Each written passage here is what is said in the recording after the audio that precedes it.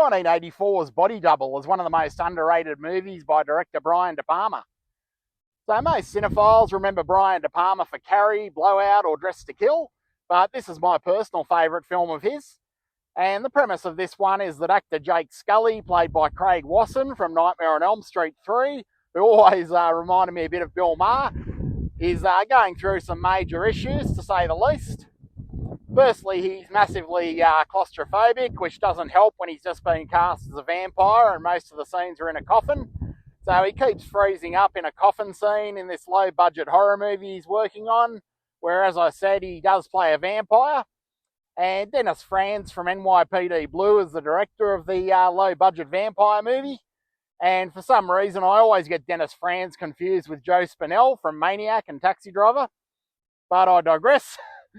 Jake has also just caught his wife, played by Barbara Crampton from Reanimator and From Beyond, in the sack with some other actor. And speaking of the sack, Jake's also been given the sack from the low-budget vampire movie due to his inability to get through this claustrophobic coffin scene. And you thought you were having a bad week. But things start looking up when an actor friend asks Jake to house sit in a kick-ass Hollywood Hills home that kind of looks like a UFO. It is a real home, I believe, not just a location. And he soon learns that it has the added benefit of not only a top-of-the-line telescope, but an exhibitionist neighbour living down in the valley. But if you've ever seen Rear Window, there's no prizes for guessing that Jake's life is about to quickly unravel in no short order, which brings us to Brian DePalma. If Alfred Hitchcock was the master of suspense, I reckon Brian DePalma is surely at least the protege of suspense. At least I'd christen him as such. I'll go one further and say that I prefer De Palma's films to those of Alfred Hitchcock. Probably a bit of a travesty to those of you out there, but or some of you out there. It's kind of like he absorbed that Hitchcockian flair for suspense, and then he kind of regurgitated it as his own trashy, sleazy style of cinema. And I do say that with the utmost respect. So De Palma manages to straddle a fine line between trash and art house, especially in this film. Just like the protagonist in this movie, Jake, who's kind of half a cup of cinematic hero, the guy we're all supposed to identify with, but he's also half a cup of voyeur, sex pest and stalker. So he's one complicated individual. I mean, at one point he's following the neighbour who's being followed by the villain of the piece, but he does stop briefly to retrieve some underwear that she's discarded. So it is that kind of movie. So Jake isn't exactly sympathetic by any stretch, and on top of all the voyeurism and stalking, he's also entirely self-absorbed.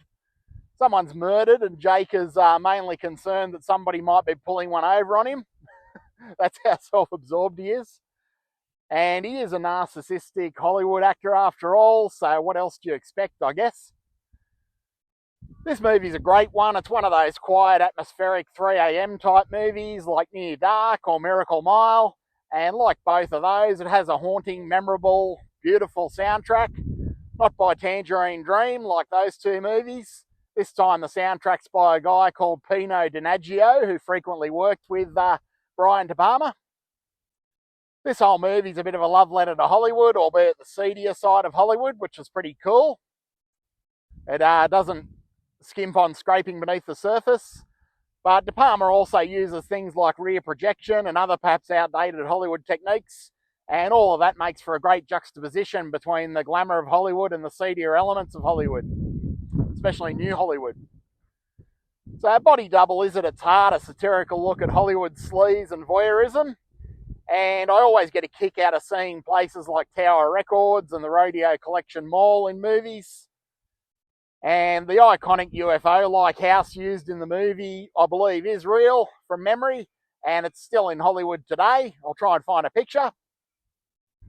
And there's even a random musical cameo by Frankie Goes to Hollywood. So this movie, Body Double, was also an early role for Melody Griffith, daughter of Tippi Hedren from The Birds. So we have another Hitchcockian nod from Brian DePalma. She is very good in this. In fact, I think Body Double, tripping over my words, might make a fun double bill with Cherry 2000, which was a movie she did a few years later. And what else is there about Body Double? That's about all I've got to say, really, about this quirky Brian DePalma classic.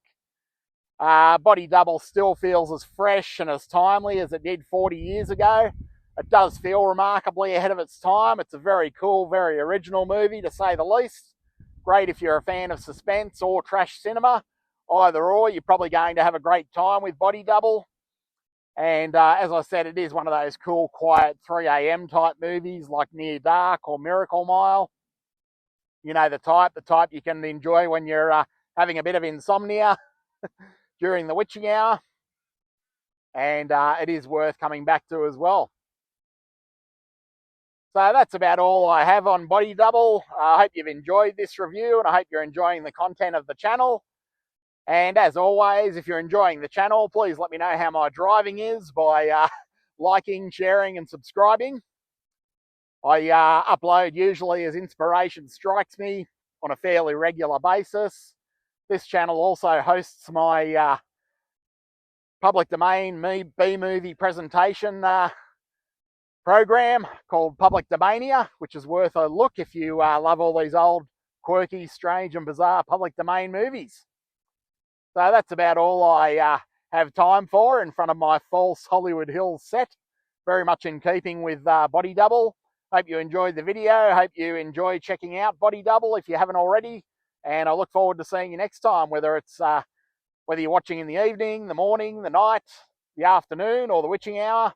Whenever you are checking it out, I hope you're having a good night.